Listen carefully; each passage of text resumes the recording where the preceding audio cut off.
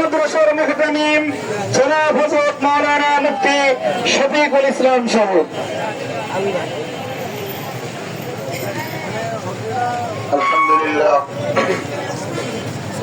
قال الله تعالى يا أيها الذين آمنوا لا تتخذوا اليهود والنصارى أولياء بعضهم أولياء بعض। আজকের এই জনসমুদ্রের মধ্যে দীর্ঘ কথা বলা উদ্দেশ্য না, শুধুমাত্র একটা কথা বলতে চাই। আমরা অনেক মুসলমান ভাবতেছি আজকে তো ইসরায়েলে ফিলিস্তিনি মুসলমানদেরকে হত্যা করা হইতেছে, মারা হইতেছে। এটা শুধু এই ইসরায়েলের মধ্যে সীমাবদ্ধ থাকবে না, খুব দ্রুতই এই ভারতবর্ষের মধ্যে মুসলমান এবং বেদিনের মধ্যে দ্রুত যুদ্ধ সংঘটিত হতে যাচ্ছে।